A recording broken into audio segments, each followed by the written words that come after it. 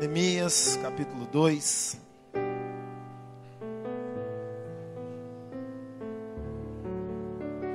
Vamos ler a partir do versículo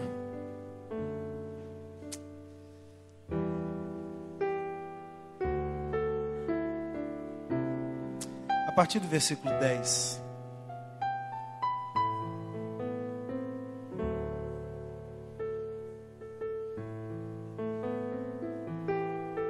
Amém. Vamos ler. O que ouvindo Sambalate, o horonita, e Tobias, o servo amonita, ficaram extremamente agastados de que alguém viesse procurar o bem dos filhos de Israel. Cheguei, pois, a Jerusalém e estive ali 3 dias. Então, de noite me levantei, e uns poucos homens comigo, e não declarei a ninguém o que meu Deus pusera no coração para fazer por Jerusalém. Não havia comigo animal algum, senão aquele que eu montava. Assim, saí de noite pela porta do vale, até a fonte do dragão, até a porta do monturo, e contemplei os muros de Jerusalém, que estavam demolidos, e as suas portas que tinham sido consumidas pelo fogo. Feche seus olhos. Pai, ministra ao nosso coração a sua palavra nessa noite. Todos nós temos uma Jerusalém para reconstruir na nossa vida. Fiel é o Senhor, que sempre nos conduz em triunfo. Fala conosco, Senhor. Amém. Esse episódio narra a volta de Neemias, profeta de Deus. Eu creio que Neemias, ele foi mais que um profeta.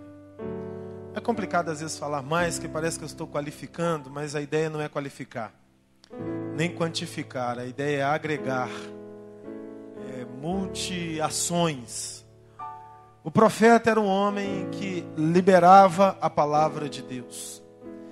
E naquela época, Israel tinha passado por um período monárquico muito conturbado, porque reis erravam e a nação era levada à bancarrota por ação demoníaca de posse do erro dos líderes da nação, e que acarretavam pecados no povo. Reis vinham e consertavam, mas na maioria das vezes, incompletamente. Não zeravam a conta da iniquidade da nação. Outro rei vinha e pecava. Então Israel estava muito destruída, emocionalmente, politicamente, financeiramente. Sobretudo, vazia da presença de Deus. Isso fez com que Jerusalém fosse destruída. Jerusalém representa o núcleo do poder da nação de Israel. Ainda hoje representa isso. Naquela época muito mais. E Jerusalém destruída significava que o Deus dos judeus não colaborou com eles. Significava que os judeus não conseguiram cumprir o básico para triunfarem nas promessas de um Deus tão maravilhoso quanto eles pregavam. Mostrava que o povo falhou em todas as instâncias. Consequentemente, perdeu todos os benefícios.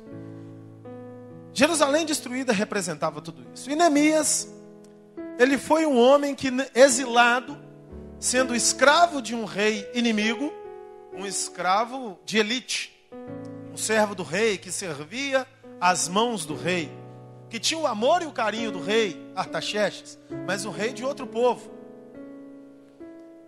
Ele lá no seu trabalho real se lembrava constantemente da sua terra, do seu povo, das promessas de Deus para o seu povo e dos erros do seu povo para com o seu Deus. E o coração de Neemias o consumia em angústia. E um dia Neemias chegou diante do rei e ele não conseguiu fazer o teatro real que ele fazia todos os dias, se apresentando sorridente diante do rei, quando o seu coração estava profundamente machucado, porque ele com certeza era perseguido pelos pensamentos de que somos cabeça e não cauda, de que o Deus de Abraão, o Deus de Isaac, o Deus de Jacó é o mesmo ontem, hoje, eternamente.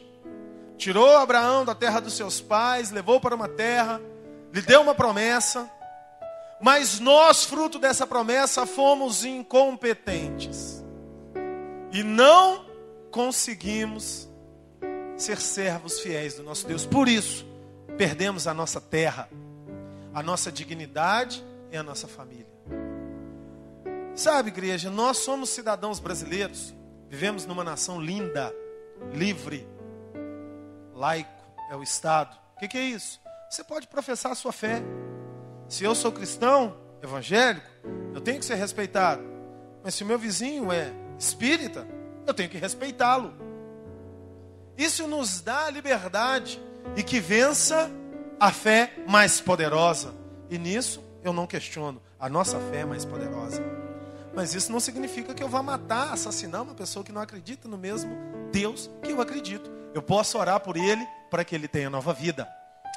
Essa cultura nos ensinou algumas coisas maravilhosas, mas afastou de nós alguns terrores psicológicos, tipo o despatriamento. Na nossa cabeça é inadmissível a ideia de uma outra nação entrar no nosso Brasil e nos pôr para fora das nossas casas.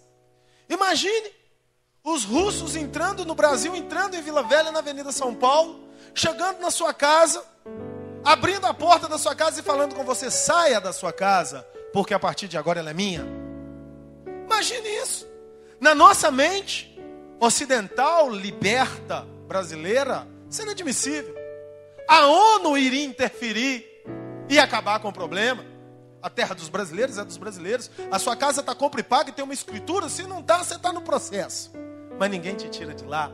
Mas Israel viveu isso, porque falhou com seu Deus. E ser despatriado é uma dor muito grande para uma nação. Aquela nação vivia um trauma profundo, porque o povo foi posto para fora do que era seu, conquistado, compro e pago, porque abriu concessão para Satanás. E Satanás é mau, intensamente mau. Ele tem um objetivo: destruir seres humanos. Porque ele errou, não tem mais redenção para Satanás. A chance dele foi esgotada. Tudo que ele pode fazer é levar você para as trevas aonde ele já vive. E por isso ele se lança totalmente. Porque não é aquela questão de morrer ou viver. O viver para Satanás já está fora de cogitação, ele só conhece a morte. E isso é o que ele quer fazer com os seres humanos. Hoje, nós como cidadãos brasileiros numa Constituição livre e soberana, estamos livres do trauma do despatriamento. Mas você, como existência espiritual, ainda vive na mesma linha de poder conquistar o território da sua vida. E se o inimigo tiver uma oportunidade, ele vai querer despatriar você da sua própria pátria espiritual. Está entendendo isso? Israel estava assim. Neemias estava assim, profundamente deprimido.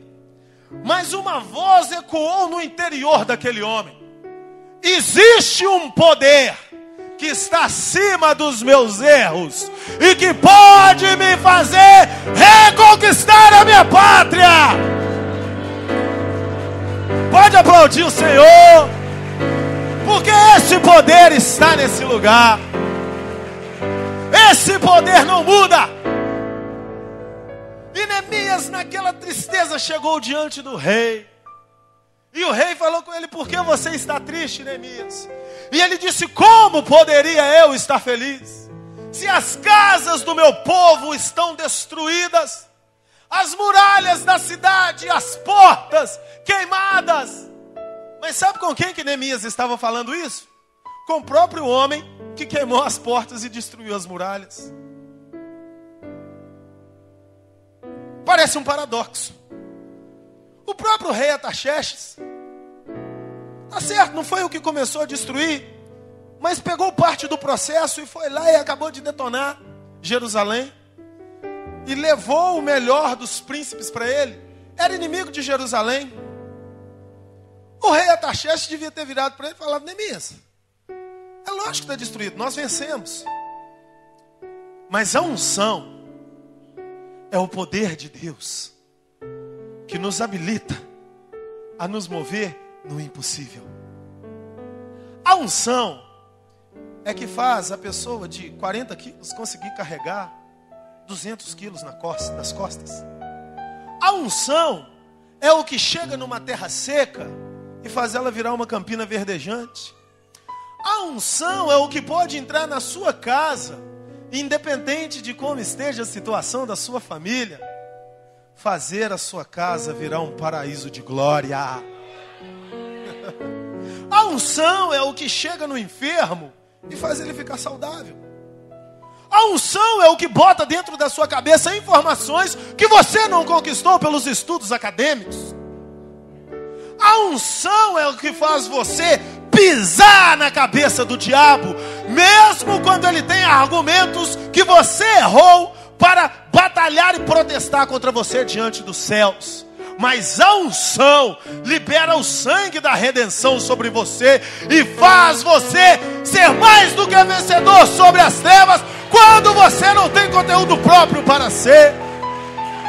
A unção é o que levanta o pobre do pó e desde o montulho ergue o necessitado e coloca ele para reinar entre príncipes do povo. E Deus se enche de alegria e diz para as trevas: é meu filho, eu paguei o preço de redimi-lo, eu perdoo, limpo, tiro as amarras e deixo caminhar em conquista.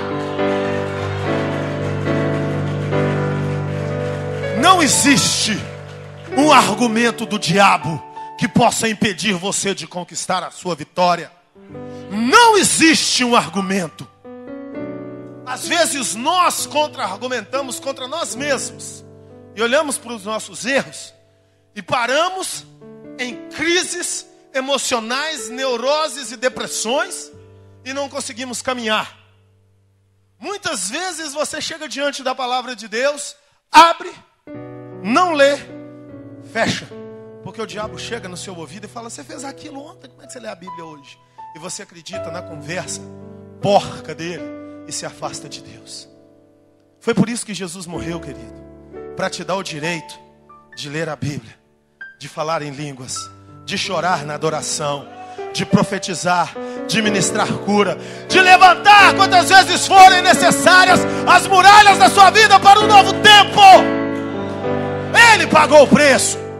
Ele morreu na cruz, ele ressuscitou e liberou unção sobre a minha e sobre a sua vida. Não tem argumento para o diabo. E Neemias, ali diante do rei Artaxerxes, deve ter sido invadido por essa voz profética.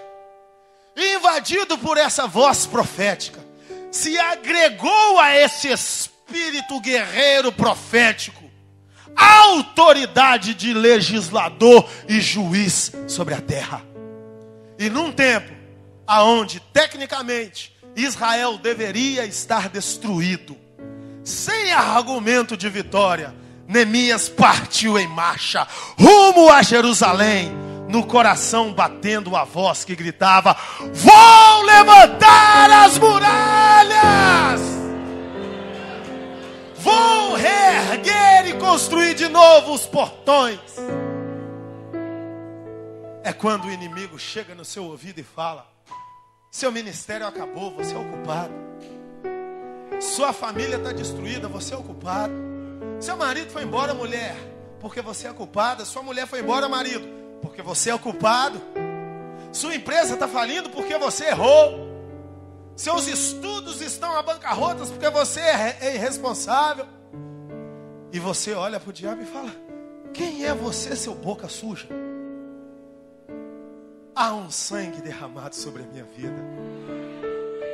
E esse sangue me leva além de mim mesmo.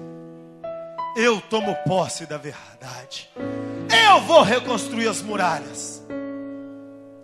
E como disse o texto, no versículo 11 aqui do capítulo 2, versículo 10. O que ouvindo Sambalate o Horonita e Tobias o servo Amonitas, lhes desagradou com grande desagrado que alguém viesse procurar o bem dos filhos de Israel. O inferno odeia a sua convicção de vitória. Por isso ele trabalha com todo o seu poderio bélico para tirar do seu coração os conceitos de vitória. O diabo não trabalha na correção, ele trabalha na prevenção. Sabe qual a prevenção? Privar a sua mente de acreditar. Então todos os dias ele joga uma sementinha do inferno para que você não acredite.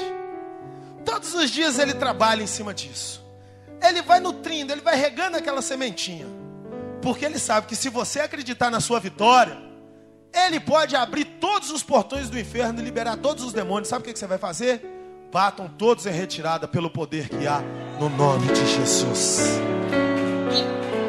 Pode aplaudir, igreja. Esse é o poder que está liberado para nós. Certa vez eu estava num determinado culto e teve uma situação muito complexa com uma pessoa possessa de demônios, e esses demônios de posse de muitas oferendas e consagrações. E tinham 2 homens tentando expulsar aqueles demônios. E aquela mulher saiu da igreja e ela rodava muito e ela já estava na rua. E as pessoas não conseguiram segurar e parar aquela situação. E aquela pessoa estava quase desnuda na blusa. Estava uma situação constrangedora, porque os homens tentando expulsar os demônios e ao mesmo tempo não querendo tocar o corpo da mulher, porque estava muito movimento, muito grito. E dentro da igreja tinha uma irmã, na época, 79 anos de idade. E eu não esqueço daquele sapatinho ortopédico, aquela meia calça marrom escura, aquela saia bem característica da vovó. A irmã cheirosa, falava baixo. Ela saiu da frente da igreja. Ela foi até com a Bíblia no braço, saiu lá na rua, com a maior educação. Falou: meus filhos, está faltando convicção. E nisso o demônio estribuchando. Está faltando convicção. Você não pode repreender um demônio com dúvida. O sangue de Jesus está sobre vocês. Demônio, cala a boca. Faz ela ficar quieta. Sai. Em nome de Jesus. A mulher parou, voltou para a igreja em prantos. As irmãs vieram, colocaram um pano sobre ela para cobrir a blusa que já estava rasgada. E ela se prostrou diante do altar do Senhor. Se rendeu a Jesus naquele culto. E até hoje é uma obreira naquela igreja. O diabo pode querer fazer teatro para você. Sambalate e Tobias ficaram desgastados de raiva que alguém quisesse o bem de Jerusalém. E daí? Pode ficar com raiva. Satanás, os demônios e todos os seus aliados. Nós não somos um povo de briga. Nós somos um povo de alcançar a vitória sem ter que nos desgastar com palavras. Nós somos o povo do resultado. Amém? E Neemias disse: e eu cheguei a Jerusalém e estive ali 3 dias. E de noite me levantei, eu e poucos homens comigo, e não declarei a ninguém o que o meu Deus me pôs no coração para fazer em Jerusalém. E não havia comigo animal algum, senão aquele que eu estava montado. Muitas vezes nós nos perdemos em palavras. Muitas vezes nós compartilhamos os nossos segredos com pessoas que não estão torcendo por nós. Existem pessoas que torcem por você, mas existem pessoas que não torcem por você. Existem pessoas que querem ver sua vitória, mas existem pessoas que para elas a sua vitória é um conflito, porque a confronta nas suas derrotas. Então, como ela não consegue sair do seu vale, ela assimila em si o sentimento dele, o inimigo, e não querem que você vá para frente. E na nossa vida, todos nós precisamos ter estratégia. Estratégia é o conceito de vida que nos leva a um caminho de vitória. Por que o caminho é de vitória? Porque na estratégia estão contidas reações, ações, atitudes e atividades que somadas nos levarão à vitória.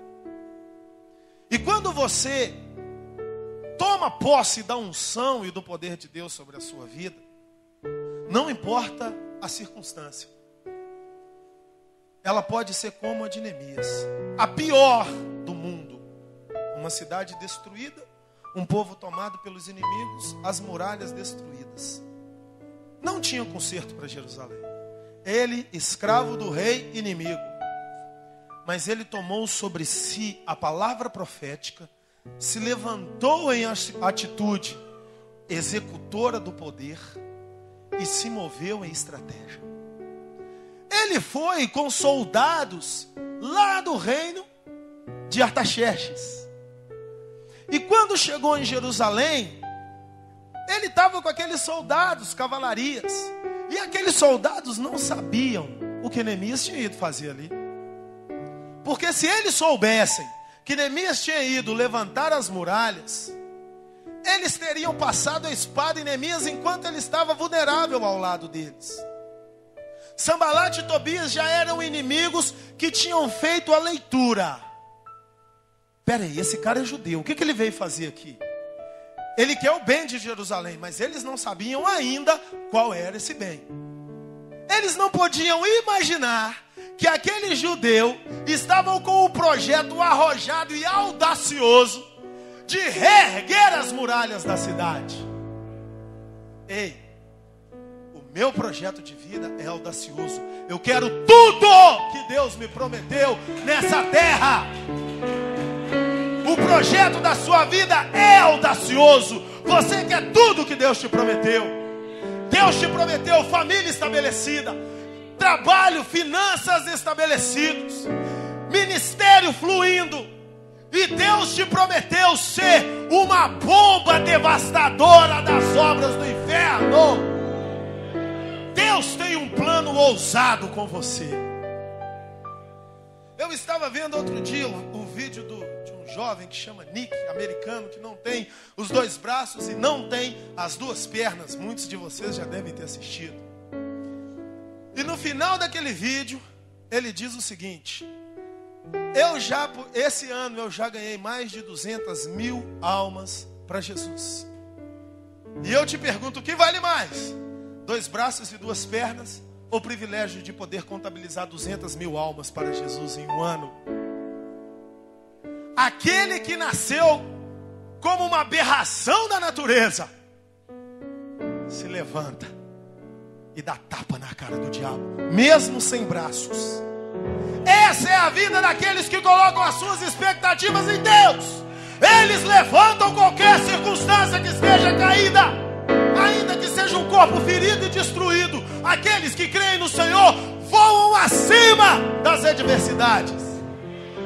Gente, o nosso Deus é ousado. O nosso Deus, Ele quer tudo. Ele só precisa saber se tem aliados com Ele para os projetos arrojados na sua vida. Entenda, Deus te chamou para um projeto arrojado.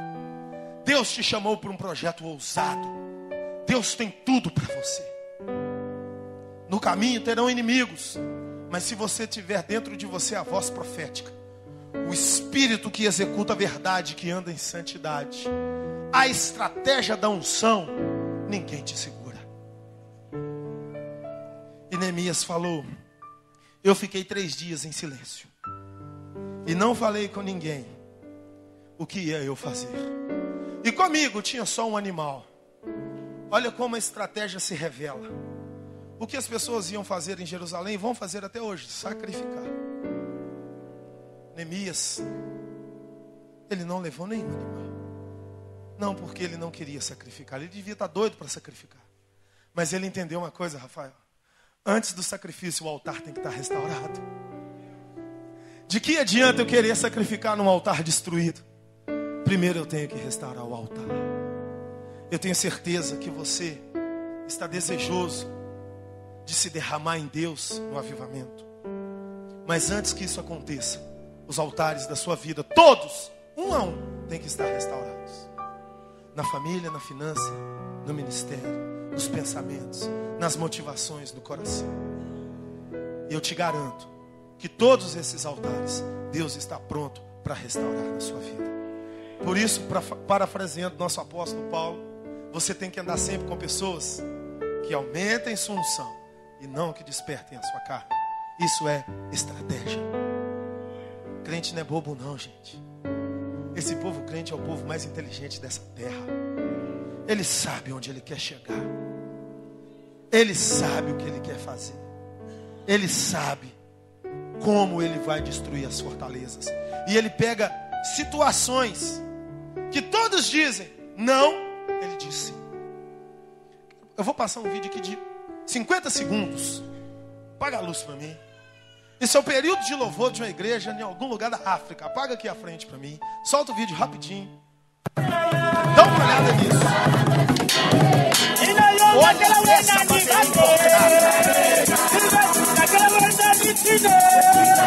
Olha esse contrabaixo. Agora olha o violão do irmão.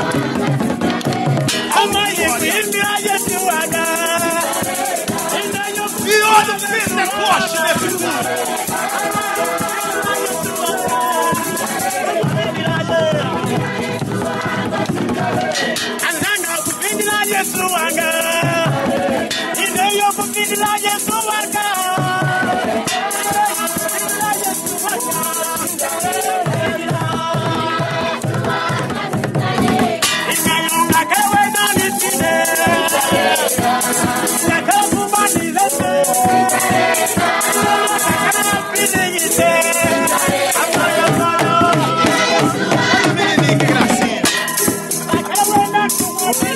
Olha só o pedal do mundo, vê um monte de capinha lá, enroladinho lá.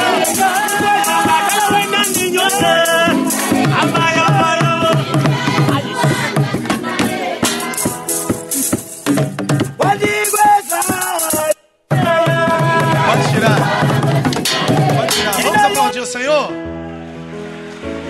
Esse é o povo estratégico. Não tem instrumento não, a gente faz. Não tem teto não, a gente adora. E vocês viram a ousadia dos irmãos? De terno, naquele calor da África, sem piso.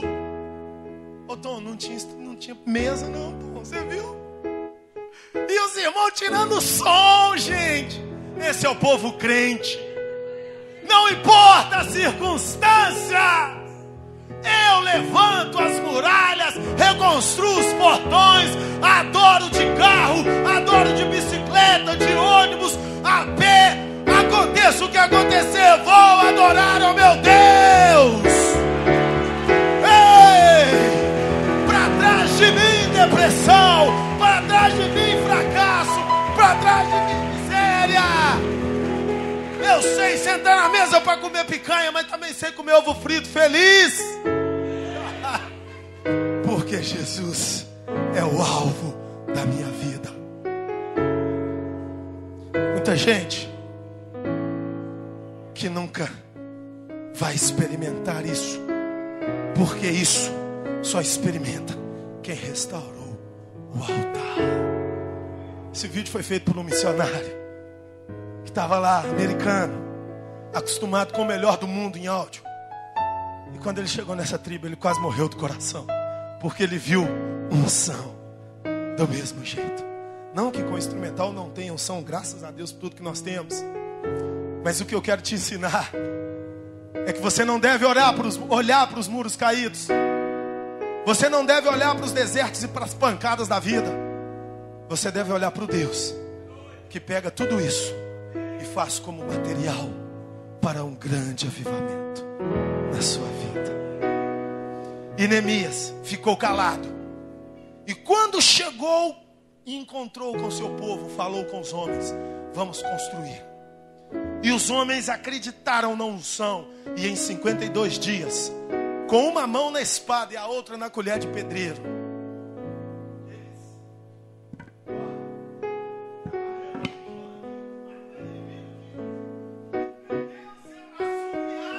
e chuparam cana ao mesmo tempo.